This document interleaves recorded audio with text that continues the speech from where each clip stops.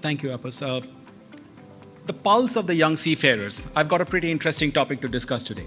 And how do we embrace the technological evolution that is hitting us across the industry? Now, just to give you some idea of the demographics, 1.9 million seafarers worldwide, 1.2 million between the ages of 20 to 40. So these are the Gen Zs and the young millennials we are talking about.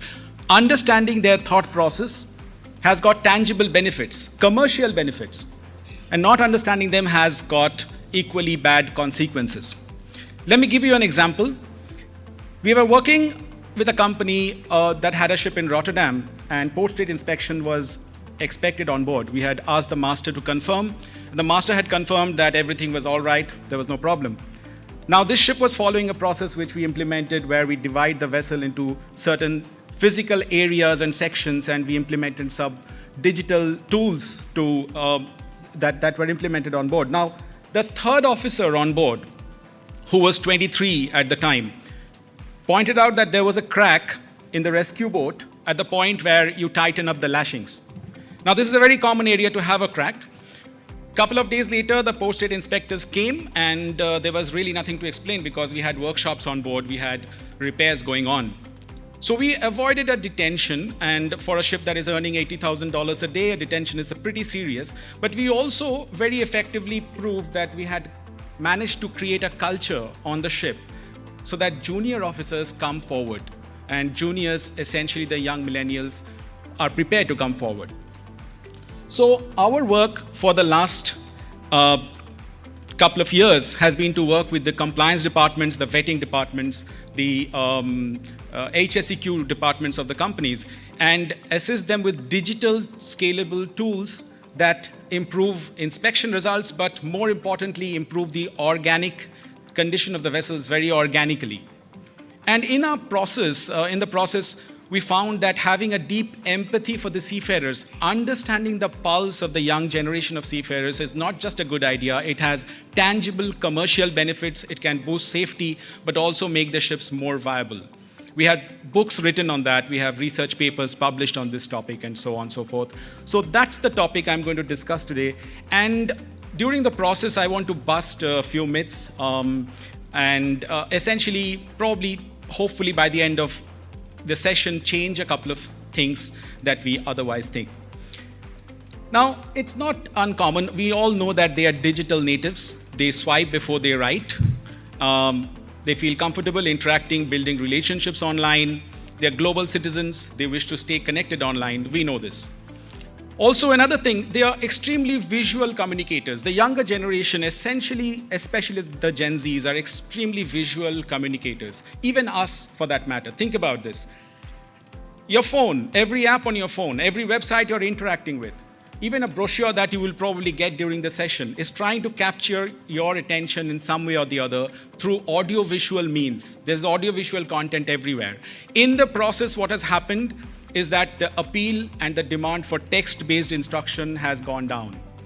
Which brings me to my first myth, is that we feel text-based instructions are the only way to do things. Think of all the checklists, the PMS guidance, SMS guidance, safety circulars, vetting bulletins, so on and so forth.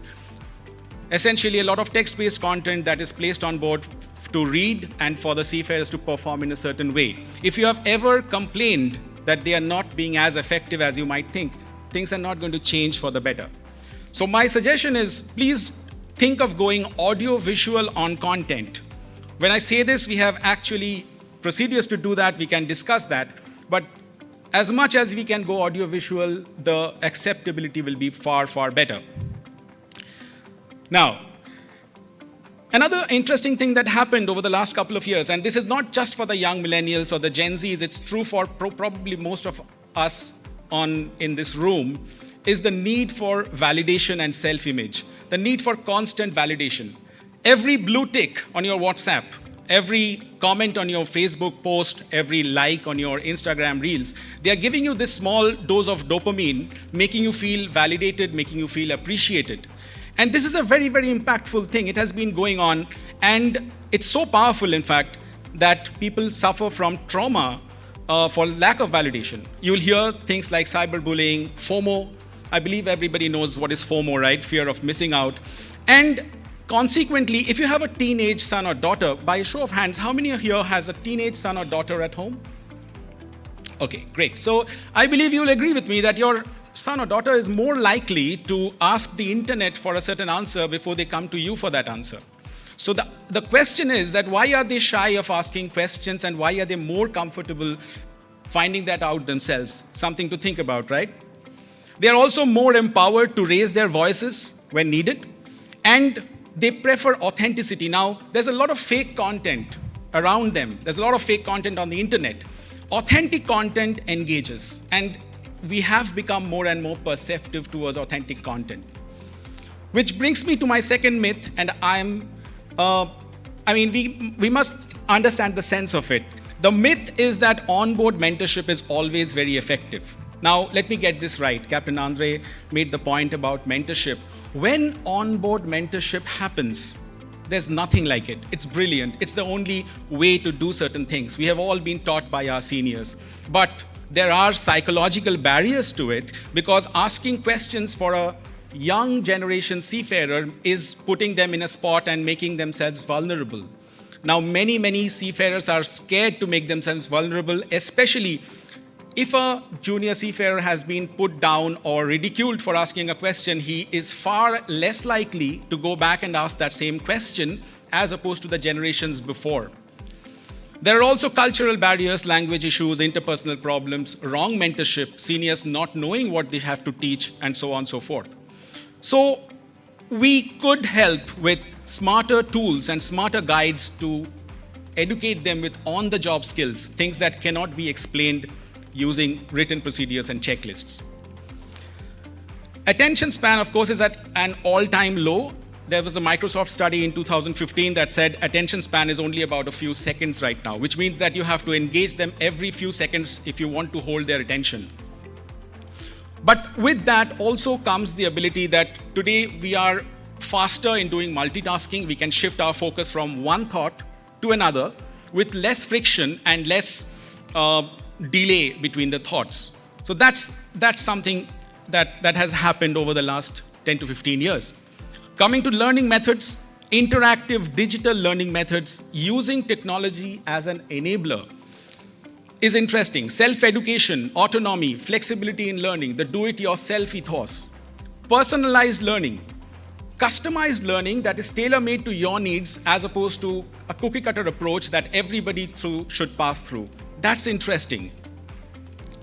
And that brings me to my third myth, which is going to sound probably very, very counterintuitive, is that we feel that technology is interesting to the younger generation.